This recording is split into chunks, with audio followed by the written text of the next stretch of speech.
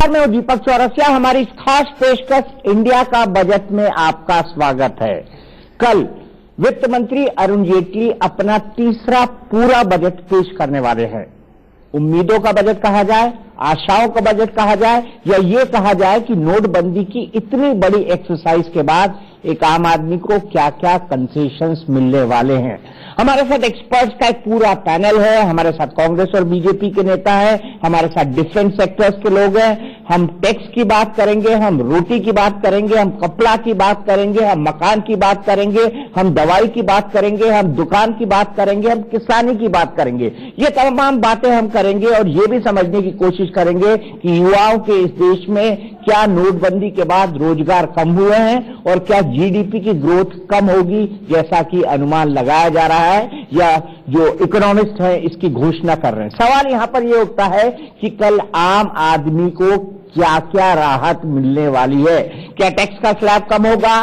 क्या उसको जो डिफरेंट तरह के टैक्स होंगे उसमें कुछ राहत मिलेगी, या एक बार फिर से सर्विस टैक्स बढ़ जाएगा? क्योंकि ऐसा कहा जा रहा है कि 1 से 1.5% सर्विस टैक्स बढ़ेगा और अगर ऐसा हुआ तो हर चीज थोड़ी थोड़ी महंगी हो जाएगी।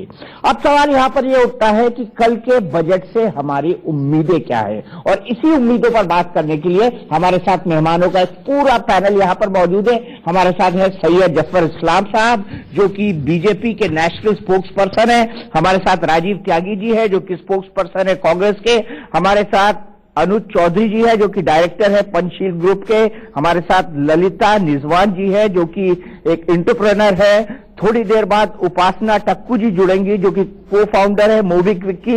हिमांशु जुड़ेंगे हमारे साथ, फाउंडर है। ये एक स्टार्टअप कंपनी के एडवाइस करते हैं लोगों को स्टार्टअप कंपनी कैसे खुलती है। हमारे साथ थोड़ी देर में तजामुल हक साहब जुड़ेंगे, जो कि एग्रीकल्चर के बड़े एक्सपर्ट है और चेयरमैन है special cell land policy NITI Aayog के। आकाश जिंदल, हमारा जाना पहचाना चेहरा, जो कि एक इकोनॉमिस्ट है और मार्केट एक्सपर्ट है।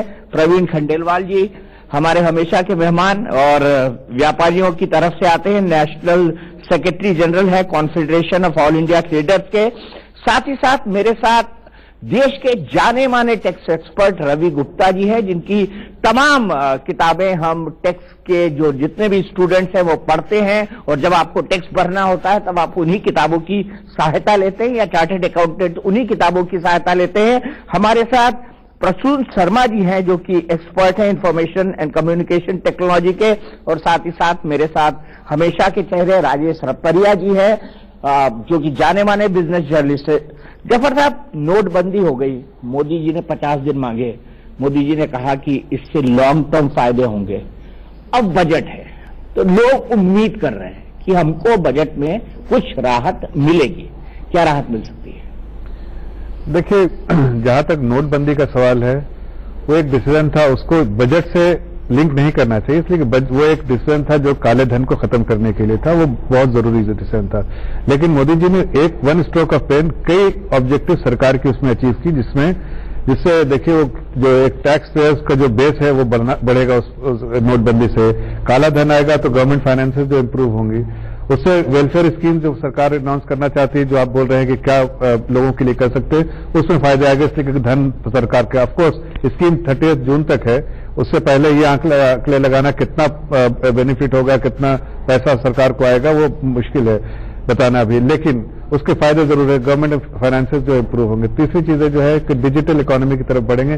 कई ऐसे फायदे हैं जो सरकार को इस डिमोनेटाइजेशन, लेकिन सरकार जो है जरूर जो इस पूरे प्रोसेस में, डिमोनेटाइजेशन के प्रोसेस में वो जो भी लोग तकलीफ से गुजरे हैं, सरकार उनका जरूर ध्यान देगी इस बजट में, ये जरूर है, पक्का है। देखिए, हमारी पार्टी की गाइडिंग प्रिंसिपल है, सरकार के गाइडिंग प्रिंसिपल है, वो गाइडिंग प्रिंसिपल ये है कि हमारा जब भी बजट होता है उसके पीछे एक जो प्रिंसिपल होता है कि गरीबों के लिए जो है, हम जो इसको एम्पावर करने के लिए नई स्कीम, जो भी पॉलिसी डिसीजन लेते हैं, उससे गरीबों का एम्पावरमेंट के लिए होता है, इंटाइटलमेंट के लिए नहीं। तो हम जरूर ऐसी स्कीम लाएंगे जिससे गरीबों का एम्पावरमेंट हो, फर्दर एम्पावरमेंट। जहां तक किसानों का है, किसानों के लिए जो है उनका जो डेवलपमेंट, उसके जो कंसर्न है उसको एड्रेस करते हुए उनकी समृद्धि हो किसानों की, इसके लिए हम इस पे संकेत दिखेंगे बजट पे।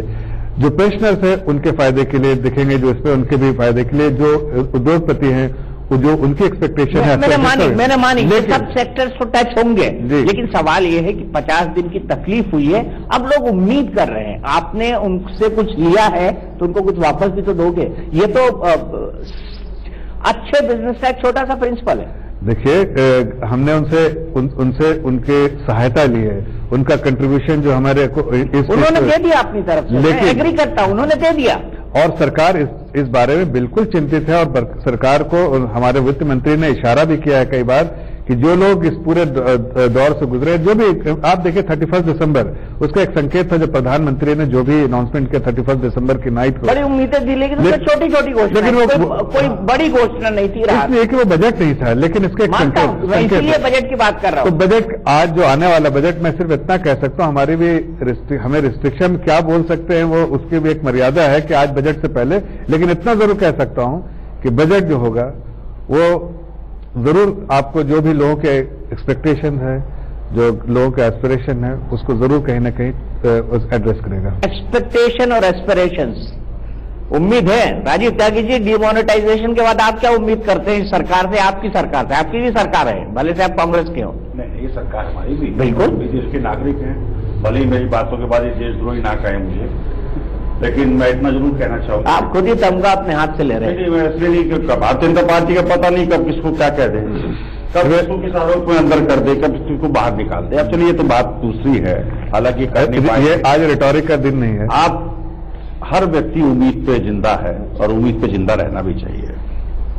नोटबंदी के पश्चात Deepak ji, international monetary fund, Moody's, Fitch, ये सारी संस्थाएं बाहर की संस्थाएं हैं, देश से बाहर की संस्थाएं, जिनका यहाँ की सियासत से कोई। अरे आप डॉक्टर मनमोहन सिंह और चिदम्बरम की बात करिए ना, कहाँ जा रहे हैं इंटरनेशनल पे? उन्होंने पूरा का पूरा मैं राजनीतिकरण कर रहा हूं। मैं राजनीतिकरण नहीं कर रहा हूं, उन्होंने फैक्ट फाइंडिंग रिपोर्ट दे दी, आपकी बहुत स्पष्ट है। नोटबंदी के बाद करीब करीब 2% जीडीपी में गिरावट आएगी। 2% का मतलब है 3 लाख करोड़ रुपए सिस्टम से बाहर होंगे, जो चिंता का विषय देश की सरकार के लिए होना चाहिए, पहली बात। दूसरी बात, गांव, गरीब किसान, नौजवान, छोटे व्यापारी, अब मैं आंकड़े देता हूं आपको। 18 करोड़ 83 लाख किसान है पूरे देश में, जिसमें से 85% किसान जो है मार्जिनल फार्मर है, 1 हेक्टेयर भूमि का।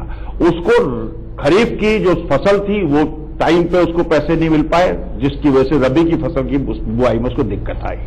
दूसरा, जो एमएसएमई है पूरे देश में, वो 2 करोड़ 24 लाख एमएसएमई है, और जिनका नोटबंदी के बाद से आप पंजाब से लेकर के, आंध्र प्रदेश से लेकर के, उत्तर प्रदेश से लेकर के नीचे तक कहीं भी चले जाएं, एमएसएमई को सबसे ज्यादा दिक्कत हुई। और उन्होंने ऐसी स्थिति में आ गए एमएसएमई कि उन्होंने जिलाधिकारियों को अपनी तालियां तक सौंपी है। पंजाब में हादसा हुआ था। अब आइए आप इसके बाद आते हैं छोटे ट्रेडर्स पे। छोटे ट्रेडर्स पूरे देश में 1 करोड़ 30 लाख हैं, जो 3 करोड़ 30 लाख लोगों को रोजगार देते हैं। उन छोटे व्यापारियों का नोटबंदी के बाद से जिस तरह से अश्र हुआ है, उसकी भरपाई कौन करेगा? क्या सरकार करेगी? और लास्ट सेंटेंस जो मैं कहना चाहता हूं, देश में भारतीय सरकार के आंकड़ों के हिसाब से 30 करोड़ लोग बाग नौजवान हैं जिनको रोजगार चाहिए। नोटबंदी के बाद सबसे ज्यादा असर जो पड़ा है, तो किसान पे पड़ा और दूसरा नौजवान पे पड़ा। नौजवान के रोजगार बिल्कुल साफ हो गए। माननीय मोदी जी ने कहा था कि प्रत्येक वर्ष 2 करोड़ रोजगार हम देंगे। उस 2 करोड़ रोजगार में 2016 में 1,40,000 लोगों को रोजगार मिले। श्रम ब्यूरो के आंकड़े हैं, श्रम ब्यूरो जो कि सरकार का अपना संस्था। थोड़ा इसको बोलना चाहिए, आप बाद में बोलिएगा, आपकी जब बारी है बोलिएगा। दूसरी बात, जो किसान के बारे में बात हुई थी, 2013 से लेकर 2014 के बीच में माननीय मोदी जी ने कहा था कि हम किसान को कॉस्ट प्राइस पे 50% प्रॉफिट जोड़ करके देंगे। अभी तक 2.5 साल में पूरी एमएसपी में, मैं एमएसपी में दावे के साथ कह रहा हूं, एमएसपी में 0% से लेकर के 11% तक की बढ़ोतरी विभिन्न जिनसों पे कृषि उत्पादों के मोदी सरकार ने कुल की है। मैं पूछना चाहता हूं, किसी भी दल को आप उसके घोषणा पत्र के आधार पर आकलन करेंगे कि उसका घोषणा पत्र वो पूरा कर रहा नहीं कर रहा। सरकार के 30 महीने निकल चुके हैं, सरकार कुंभकर्णी नींद से जागे, लोगों को बेहतर जीवन दे, यही सच्चा प्रजातंत्र हो। ठीक है जफर भाई, जो सबसे बड़ा सवाल है वो ये है कि नोटबंदी के बाद कितना पैसा सिस्टम में आया। आज तक ऐसा क्यों है कि रिजर्व बैंक भी उसके आंकड़े नहीं बता पाया? 2-3 बातें कहूंगा। पहली बात तो जो इन्होंने कहा, मैं उसको जरूर क्लैरिफाई करना चाहूंगा कि 2% जीडीपी ग्रोथ में कमी आएगी।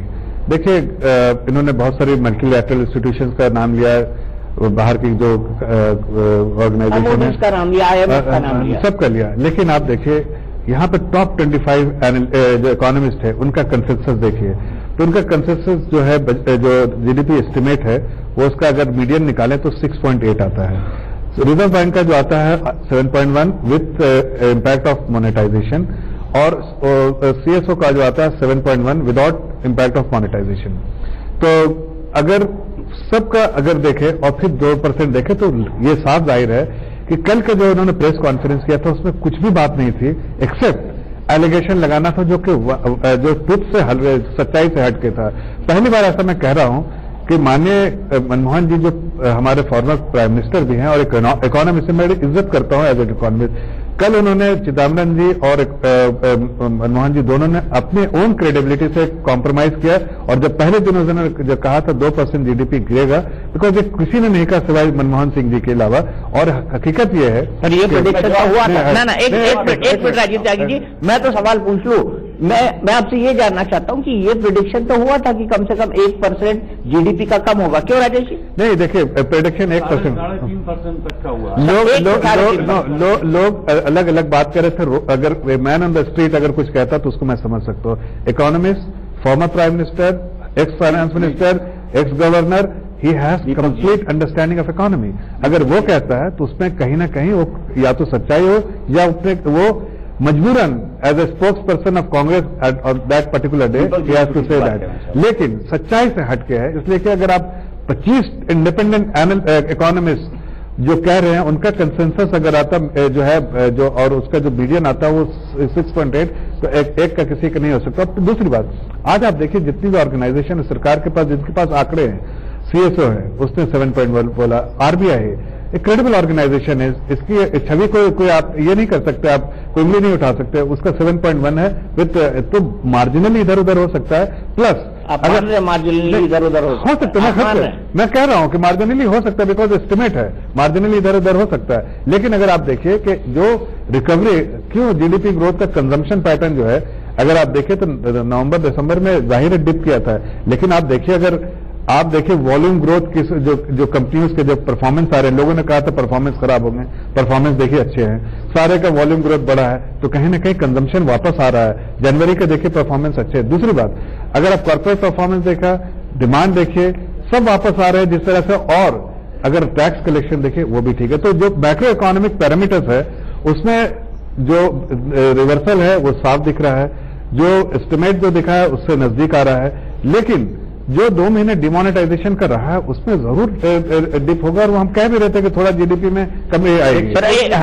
क्विकली वगैरह देखिए, किसी भी सरकार को, किसी भी देश की सरकार को 3 चीजों पे, 3 जिन्सों पे इकोनॉमी चलानी होती है। मैन्युफैक्चरिंग सेक्टर पे, सर्विस सेक्टर पे और एग्रीकल्चर सेक्टर पे।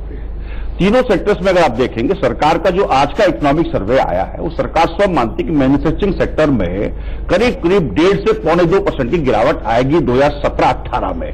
जो चिंता का विषय सरकार के लिए होना चाहिए, क्योंकि मैन्युफैक्चरिंग सेक्टर ही सबसे ज्यादा जॉब देता है पूरे देश में, और मैन्युफैक्चरिंग सेक्टर का सबसे बड़ा इकोनॉमी में सर्विस सेक्टर के बाद रोल है। अब मैं सर्विस सेक्टर पे अगर आऊं तो सर्विस सेक्टर जब चलेगा जब आपकी जेब में दाम होंगे, परचेजिंग पावर आपकी होगी, तब चलेगा। लास्ट सेक्टर जो सबसे महत्वपूर्ण है, जो पूरे देश के करीब 65 से 70% लोगों को केटर करता है, वो एग्रीकल्चर है, जिसमें 48.9% लेबर फोर्स एग्रीकल्चर से आती है, उस सेक्टर से आती है। उस किसान का जिसकी रीढ़ की हड्डी नोटबंदी के बाद टूट गई है, हम मांग करते हैं सरकार से, अभी 12 घंटे 14 घंटे हैं सरकार के बजट पेश करने में, कि किसान का टोटल कर्जा माफ करे, जितना भी कर्जा आप कर देते ना, 2.5 साल पहले आप कर देते, हमने तो किया, ठीक है, मैंने तो किया, पहली बार यूपीए 1 में किया, यूपीए 2 में भी कर देते, यूपीए 2 में भी कर देते। आप इनसे मांग करने से क्या होता है? सारे काम अगर हम करेंगे तो भारतीय जनता पार्टी भी तो कुछ काम करने दीजिए, काम करने दीजिए। मैं स्वागत करता हूं भारतीय जनता पार्टी का, उन्होंने कर्जा माफ किया, लेकिन कर्जा किसका माफ किया? 1,40,000 करोड़ रुपए माफ किए उन उद्योगपतियों को जिनका कर्जा माफ नहीं होना चाहिए। एक चीज कहना चाहता हूं, देखिए एक छोटी सी बात कहता हूं कि जब ग्रोथ है 7% प्लस ग्रोथ है, और ये कहते हैं कि 1,37,000 जॉब है, 2 करोड़। देखिए ग्रोथ इनपुट जो कैलकुलेशन होता है, जिस तरह का मल्टीपल जो नंबर इनपुट्स जाते हैं उसमें लेबर भी होता है, लेबर प्रोडक्टिविटी, वो भी दोनों चीज देखे जाते हैं। अगर वो 7% ग्रोथ हो ही नहीं सकता अगर आपको इतने जॉब क्रिएशन ना हो। तो ये कहना कि 1,37,000 श्रम ब्यूरो के आंकड़े, आपकी सरकार के आंकड़े सर, वो आंकड़े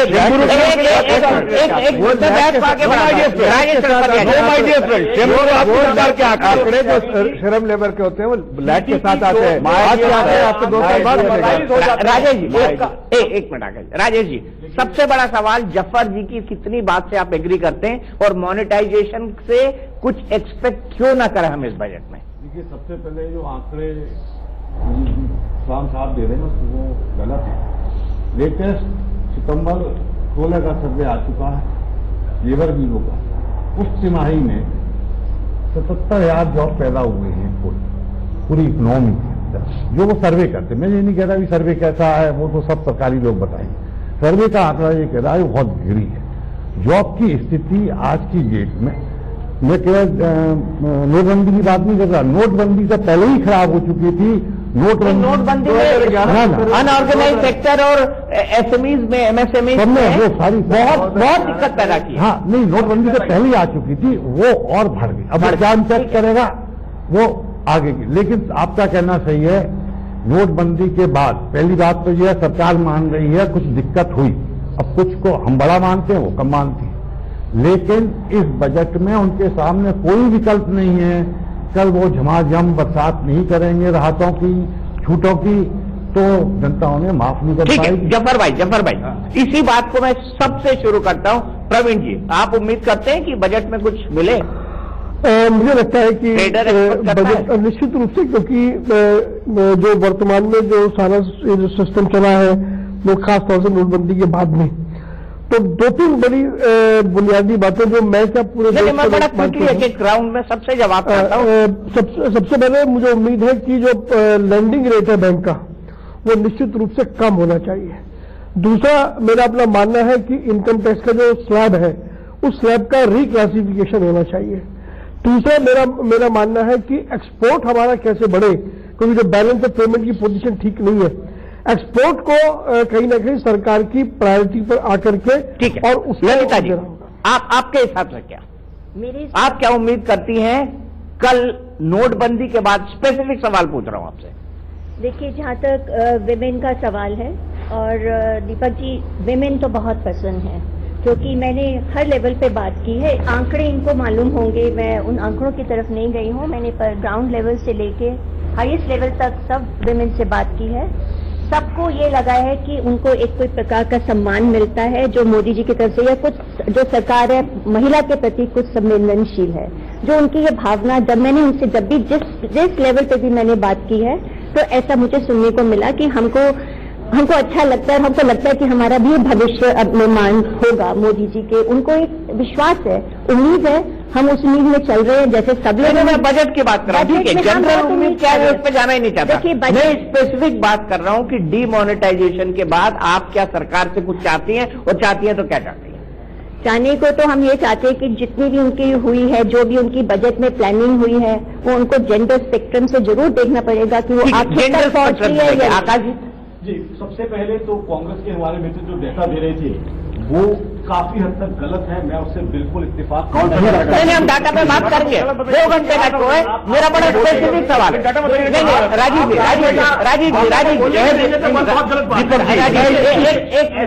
हमारे पास 2 घंटे का शो, 2 घंटे का शो है। मुझे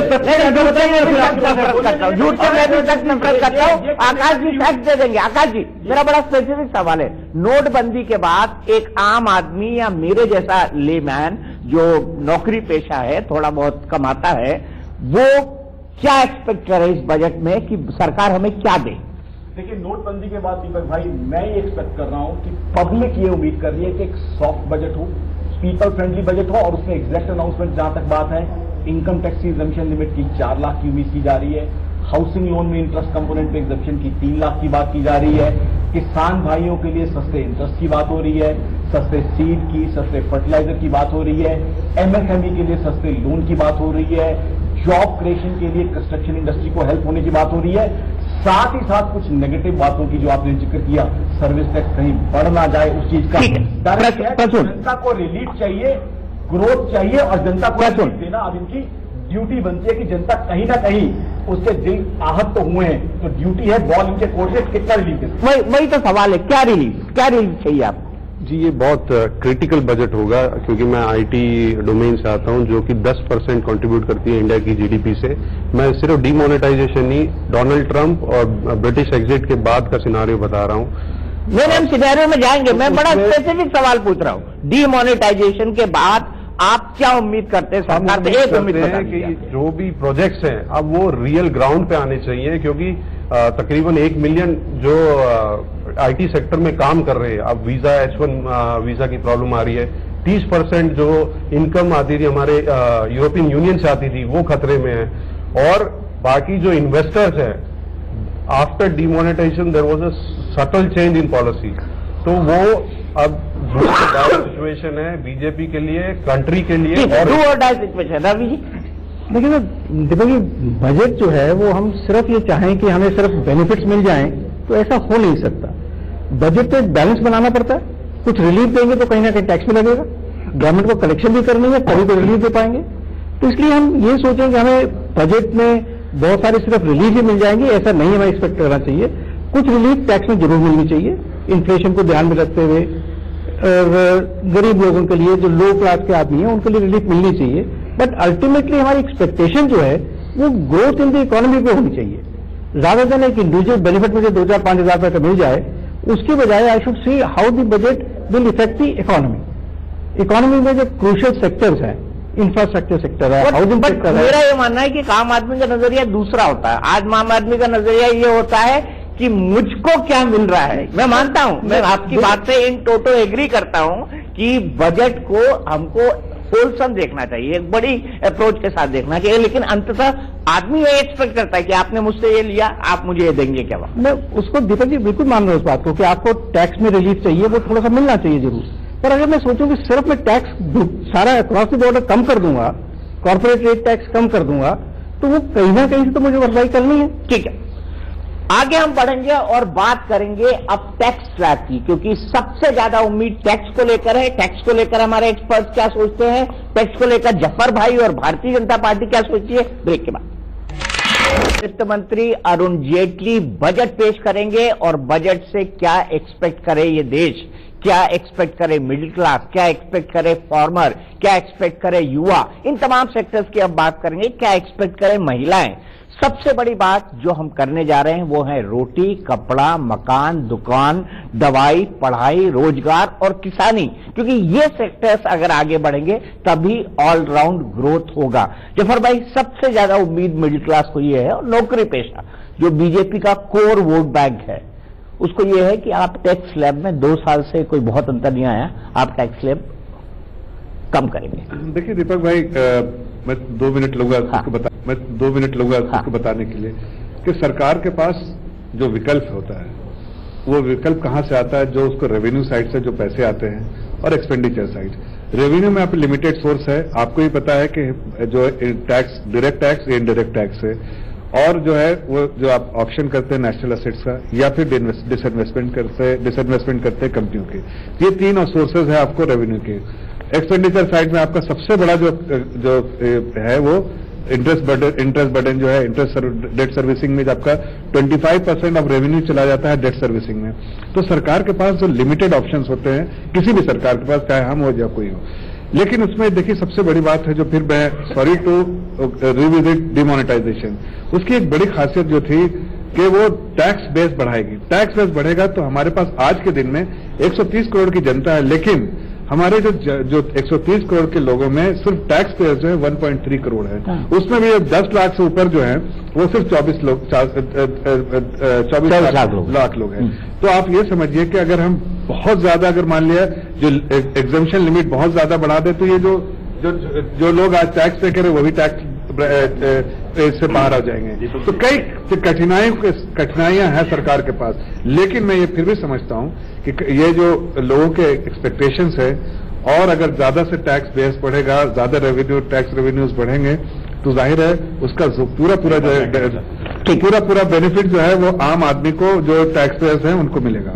लेकिन 1-2 चीज और कहना चाहूंगा, और साथ में है एक इस टैक्स पे बात करें, उसके बाद ठीक है, उसी टैक्स पे बोल रहे थे। हम विपक्ष पे हैं और हमारा सरकार से डिमांड है कि सरकार अपने मैनिफेस्टो को पढ़ ले 2014 के, और सरकार अपने भाषणों को पढ़ ले, जो भाषण प्रधानमंत्री महोदय जी ने अपने चुनाव प्रचार के दौरान कही या वित्त मंत्री श्री अटल जेटली जी ने कही। जेटली जी ने कहा था कि 5 लाख रुपए कम से कम टैक्स लिमिट होनी चाहिए, 5 लाख रुपए से ऊपर की आमदनी पे टैक्स लगना चाहिए।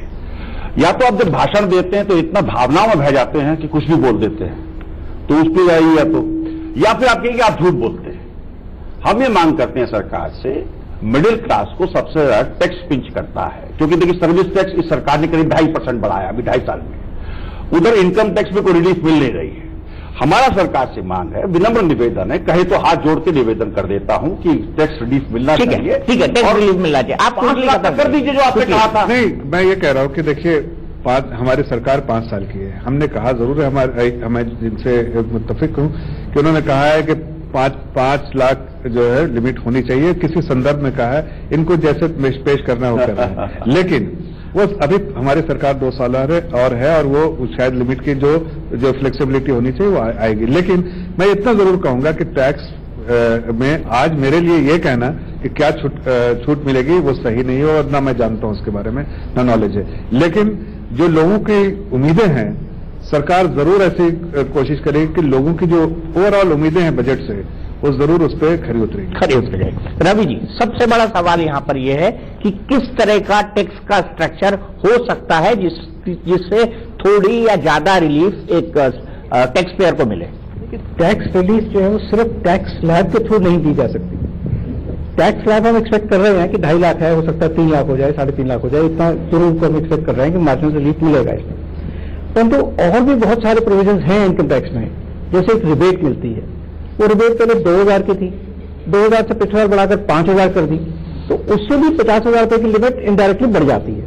तो इस साल हमें उम्मीद है कि वो जो रिबेट मिलती है 87 एक सेक्शन है उसमें, वो भी इस साल बढ़ाई जा सकती है। दूसरा, डायरेक्टली टैक्स बेनिफिट ना देकर आप डिडक्शंस में रिलीफ दे सकते हैं। आप उनको 80C की रिलीफ एक्सपेक्टेड है तो 1.5 लाख से ऊपर मिल सकती है।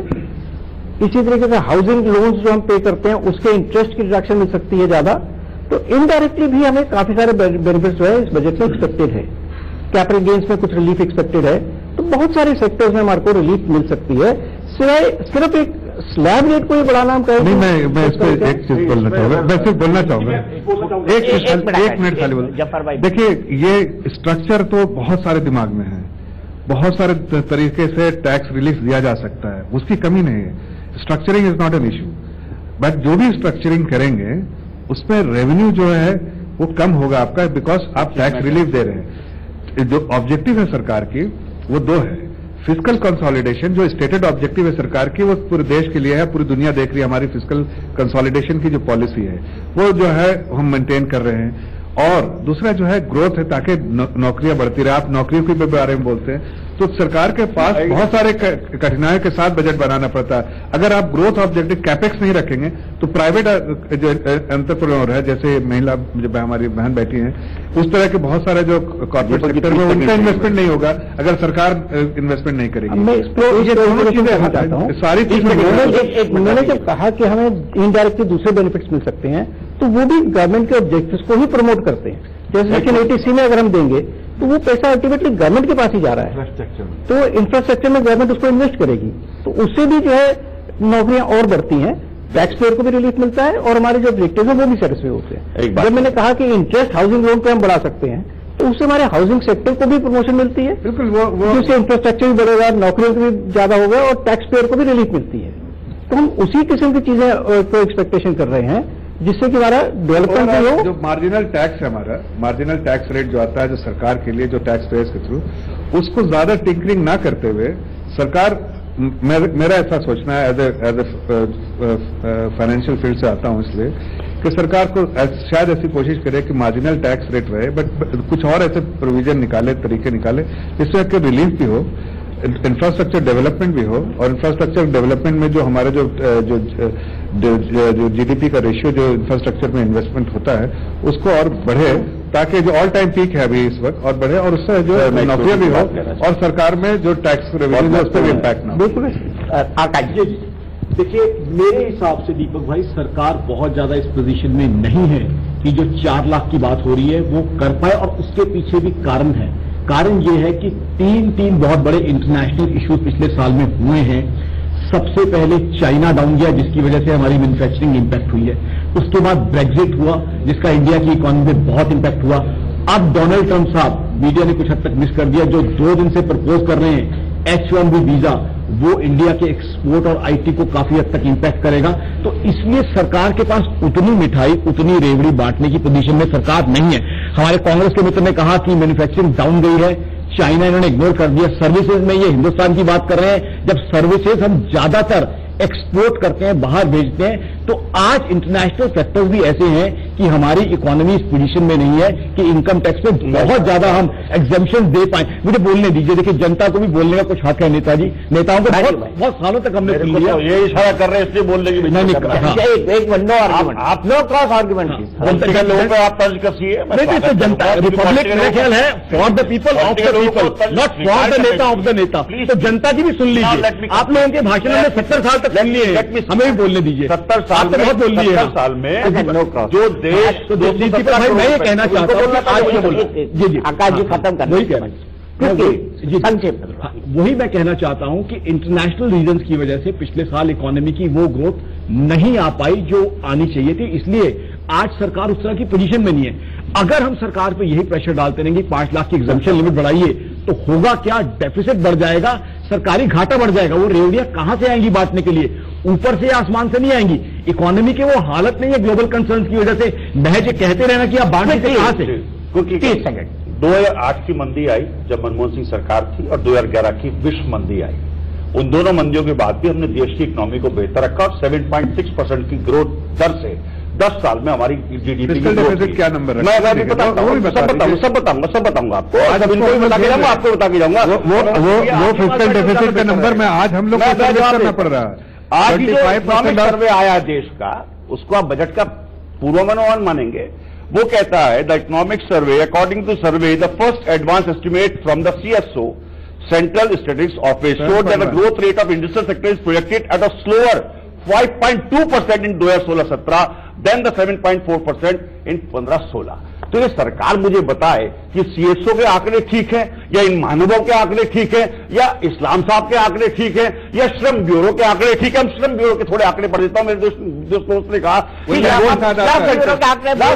रोजगार के बारे में कहा ना। देखिए 12 लोग बैठे, देश के नौजवान सबसे युवा देश है, 12 लोग बैठे। 10 सेंटेंस कहना चाहूंगा। मेरे मित्र ने कहा कि देश में रोजगार सृजन होगा। इकोनॉमिक सर्वे कहता है कि देश में प्रत्येक महीने 15 लाख लोगों को नौकरियां चाहिए। मेरे मित्र बताएंगे वो नौकरियां कहां से क्रिएट होंगी, जब ठीक है मैन्युफैक्चरिंग सेक्टर ग्रोथ जब नीचे जा रहा है, सर्विस सेक्टर नीचे जा रहा है, और इतना एक मिनट सर, मैं आपका इतना सब सुनने के बाद आप किस कंक्लूजन पे पहुंचे हैं? क्या टैक्स में किसी राहत की उम्मीद करी जाए? टैक्स में राहत आएगी, निश्चित आएगी। वो कैसे देंगे, जो उनको तय करना है। संख्या नहीं गिरने देंगे जो उनका लक्ष्य हो सकता है, इसलिए लिमिट नहीं बढ़ा है, बाकी तरीकों से दे सकते। जहां तक बांटने की बात है, लोगों को देने की बात है, मुझे नहीं लगता उसमें कोई कमी आने वाली है। उसकी वजह यह है कि जो जीडीपी, जो फिस्कल घाटे की बात करते हैं, वो कोई गीता का संदेश नहीं है। वो तोड़ा जाएगा। 3% की लिमिट इस बार नहीं है फिस्कल डिफिसिट की, ये तो कुछ कर नहीं पाएंगे। बहुत ग्राउंड पर स्थिति का रियलाइजेशन हो रहा है। तो इसलिए पैसे की कमी, और जब पैसा लोगों पे आएगा, वो खर्च करेगा, तो फिर सरकार पे ही आता है। कितने एक हाथ से दिया, दूसरे हाथ से नहीं जाता। देखिए सैलरी में 70,000 करोड़ बांटे, इनकम टैक्स बढ़ गया इस बार। तो सरकार जब आदमी खर्च करता है तो उधर आप सरकार के पास जाएगी।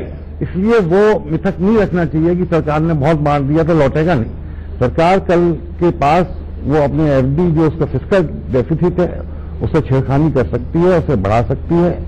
और टैक्स अभी जीएसटी, अब जीएसटी में अभी सर्विस टैक्स, कल मेरा दूसरा मानना है बजट में सर्विस टैक्स नहीं बढ़ाएंगे। यूपी इलेक्शन सामने खड़ा हुआ है। यूपी है, पंजाब है, तो सर्विस टैक्स कल के बजट में नहीं छूना चाहिए, क्योंकि उसके संदेश बहुत कड़े जाते। चुनाव की बात कर सकते हैं तो वो जुलाई में चूंकि इम्प्लीमेंटेशन होना है, लेकिन उसके आंकड़ों को वो बजट प्रोजेक्शन में शामिल कर सकते हैं। जीएसटी के कारण बहुत बड़ा रेवेन्यू बढ़ने वाला है, उसके फायदे होने वाले हैं, तो सरकार के सामने दो निकालना, जीएसटी के प्रोजेक्शन को ले ले, एक फिस्कल डेफिसिट जो 3.5 था उसे 3.3 रख ले, 3.3 रखेगी, जैसा कि फाइनेंस जो एफआरएम एक्ट है उसने भी रिकमेंड किया है, एनकेसिंग कमेटी ने भी, कि फिक्स नहीं होना चाहिए, पॉइंट पर रेंज होना चाहिए, तो वो रेंज आ जाएगी। तो इसलिए सरकार के पास दिक्कतें हैं, लेकिन इतनी भी दिक्कत नहीं है कि वो जनता की मांगों पर खरी नहीं उतर। जफर भाई, अब मैं एक इस पूरे डिमोनेटाइजेशन और टैक्स के कंक्लूडिंग सवाल पे आना चाहता हूं। वो सवाल ये है कि ये आया था, प्रधानमंत्री ये भी कहा था, बाकी सब लोगों ने कहा था, उनका ये कहना था कि अगर लाखों करोड़ रुपए बैंकों के अकाउंट के थ्रू सिस्टम में आएगा तो हम जन कल्याणकारी योजनाओं के लिए, बाकी चीजों के लिए ज्यादा पैसा खर्च कर पाएंगे और हम आम जनता को भी कुछ दे पाएंगे, कुछ राहत दे पाएंगे। तो क्या उसकी उम्मीद तो कर सकते हैं ना? देखिए, आप बिल्कुल सही कहा दीपक भाई। देखिए, दो चीजें इसमें, एक तो ये कि वो कितना पैसा होगा eventually, final figure, because tabulation चल रहा है, डबल काउंटिंग है आरबीआई में, आरबीआई ने भी वो आंकड़े नहीं दिए हैं। दूसरी बात, स्कीम जो है वो एनआरआई के लिए 30 जून तक है, बाकी लोगों के लिए 31 मार्च तक है, तो ये स्कीम अभी मतलब जो बंद नहीं हुआ है। तीसरी बात, जो संशोधन किया गया इनकम टैक्स में, वो उसका जो इसमें जो टैक्स आएगा, कितने लोगों ने उसमें ये डिक्लेयर किया है, ये सारे जो आंकड़े आएंगे वो आंकड़े अभी हमारे पास रेडिली अवेलेबल नहीं है। लेकिन ये जरूर उम्मीद की जाती है कि इस पूरे जो प्रक्रिया में हमें जरूर एक ऐसा बड़ा अमाउंट मिलेगा जो कि जन कल्याण का उसका part of the amount will go for जन कल्याण योजना में जो लोगों के वेलफेयर के लिए काम किया जाएगा, गरीबों के उत्थान के लिए काम किया जाएगा, वो बिल्कुल होगा। और मुझे लगता है कि इससे गवर्नमेंट फाइनेंसेस जो इंप्रूव होंगे, तो बहुत सारी स्कीमें जो गवर्नमेंट नहीं कर पा सकती है, बिकॉज आप देखिए प्लान एक्सपेंडिचर और नॉन प्लान एक्सपेंडिचर इस बार मर्ज हो जाएगा, लेकिन जो पिछले साल का बजट है तो बहुत हाथ बंधे रहते हैं सरकार के, इसलिए कि इतना रेवेन्यू नहीं है अब। तो ये दोनों सारे काम के साथ उम्मीद जरूर करते हैं कि पैसा जरूर ज्यादा आएगा और गवर्नमेंट को ये फ्लेक्सिबिलिटी थोड़ी होगी कि आम आदमी की जिंदगी में खुशगवार माहौल लाने के लिए कुछ अच्छे कदम जरूर लें, और मुझे उम्मीद है कि ऐसे कदम जरूर लें। रवि जी, इसमें जो सबसे बड़ा इशू है कि टैक्स की हमने इतनी बात की, कुछ देने लेने की भी बात की कि सरकार क्या दे सकती है और हमको क्या उम्मीद करना चाहिए, इसको इन टोटो अब आप कैसे जज करते हैं कि आपको क्या तस्वीर दिखाई देती है? क्योंकि आप फाइनेंशियल सिस्टम को भी बहुत अच्छी तरह समझते हैं, मेरे ख्याल से फाइनेंस मिनिस्टर को भी बहुत अच्छी तरह समझते हैं। देखिए, उसमें जो हमें उम्मीद है इस बात की कि रिलीफ जरूर मिलेगा, टैक्स पेयर्स को जरूर रिलीफ मिलेगा इसमें। अब वो क्वांटम कितना है ये बताना मुश्किल बात है। स्लैब भी थोड़ा सा बढ़ेगा, कुछ और भी रिलीफ मिलेंगे, बट मैंने जैसे पहले भी कहा कि हमें जो एक्सपेक्टेशन है वो डेवलपमेंट वर्क पे ज्यादा पैसा खर्च होगा, ऐसी उम्मीद हमें ज्यादा है, बजाय इसके कि सारा बेनिफिट जितना डिमोनेटाइजेशन का हो वो इंडिविजुअल्स के हाथ में बांट दिया जाए और सिर्फ सारे का 5,000 10,000 रुपये टैक्स कम हो जाए। उससे ज्यादा उम्मीद हमें यही है कि ये पैसा डेवलपमेंट वर्क में लगेगा, जिससे कि इंफ्रास्ट्रक्चर डेवलपमेंट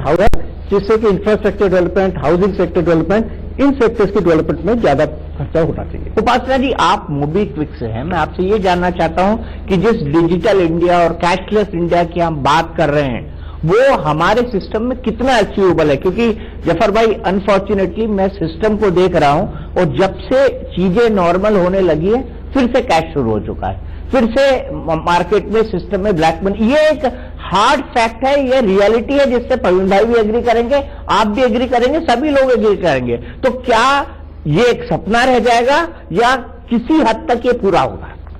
नहीं, डेफिनेटली ये सपना नहीं रह पाएगा, बिकॉज मोदी जी ने एक बार डिसाइड कर लिया और हमें सभी को पता है वो कितने डिसाइसिव लीडर हैं। आई एक्सपेक्ट कि बहुत सारी पॉलिसी डिसीजंस ऐसे आएंगे इंक्लूडिंग बजट में, जिससे कि डिजिटल पेमेंट्स, इंफ्रास्ट्रक्चर में इन्वेस्टमेंट्स हो। इसके लिए जितने भी बिजनेसेस हैं, जितने भी दुकानदार भाई हैं, मैं आप सबको बता दूं कि 90% ऑफ इंडियाज पेमेंट्स, जो कि $2 ट्रिलियन यूएस पेमेंट्स होती हैं, 90% अभी तक कैश में होती आई हैं, विच देयरफॉर मीन्स कि टैक्स इवेजन तो उसमें 100% होता ही है, whether it is service tax और वैट और विच एवर फॉर्म। अब आपको ये भी पता है कि न्यू स्कीम्स ऐसी आ गई है जिसमें आप, ऐसा नहीं है कि आप लाखों करोड़ों रुपए बैंक में जाके कैश में डिपॉजिट कर सकते हैं, उस पर भी आपको टैक्स देना पड़ेगा। सो देयरफॉर अलग अलग पॉइंट ऑफ व्यू से यूजर्स में, आम आदमी, आम औरतें और छोटे और बड़े व्यवसायी दुकानदारों में जो डिजिटल पेमेंट्स के अगेंस्ट प्रीवियसली एक माइंडसेट था वो शिफ्ट हो गया। चलिए माइंडसेट शिफ्ट हुआ, लेकिन मैं जफर भाई आना चाहता हूँ, राजू भाई ये माइंडसेट मैं आपको ये बता दूं, अभी तक जिसको हिकअप्स कहते हैं ना वो क्या है? हिकअप्स ये है, प्रसून जी भी मेरी बात से एग्री करेंगे, हिकअप्स ये है कि अभी भी पेट्रोल पंप और बैंकों का झगड़ा चल रहा है कि जो एक्स्ट्रा पैसा जो टैक्स के तौर पे वो लेते हैं वो कौन देगा? पेट्रोल पंप वाले बोलते हैं हम नहीं देंगे, बैंक वाले कहते हैं हम वसूलेंगे, और उस पर पूरी तरह से हड़ताल तक की नौबत आ गई। नहीं देखिए, इस टाइप की टीथिंग प्रॉब्लम्स तो डेफिनेटली होंगी, बिकॉज इंडिया एक बहुत बड़ी कंट्री है और उसमें जब हम एक मेजर नोटबंदी कर दें जिसमें 80% ऑफ द नोट्स आपके एकदम से इकोनॉमी से निकल गए हैं तो प्रॉब्लम्स आएंगी, चैलेंजेस आएंगी, बहुत सारे डिसीजंस एकदम से लेने पड़ेंगे। हमारे जितने भी नेशनल टोल्स हैं उन पे हमें टोल फ्री करना पड़ा बिकॉज लोगों के पास कैश नहीं था। बट इसका मतलब ये नहीं है कि ये सब कुछ एक टेम्पररी 2 महीने का फसाड था। वी एक्सपेक्ट कि अगले 1 साल एंड जितने साल सरकार रहेगी more and more policy decisions आएंगे इन फेवर ऑफ डीमोनेटाइजेशन, जिससे कि भारत 10% डिजिटल पेमेंट से एटलीस्ट 30-35% 35% डिजिटल पेमेंट तक पहुंचेगा। इससे सभी लोगों को बेनिफिट मिलेगा। एक मिनट प्रवीण भाई, सर एक मिनट बात कंप्लीट करने दें। ना प्रवीण भाई मैं आपके पास आऊंगा, आपके पास भी आऊंगा सर, मैं आपके पास भी आऊंगा, हम एग्रीकल्चर की बात करेंगे, मैं आपके पास आऊंगा, लेकिन फिलहाल हम एक शार्प ब्रेक लेते हैं, ब्रेक के बाद हम फिर वापस लौटेंगे और हमारे बाकी लोग जो रह गए हैं उनसे बात करेंगे।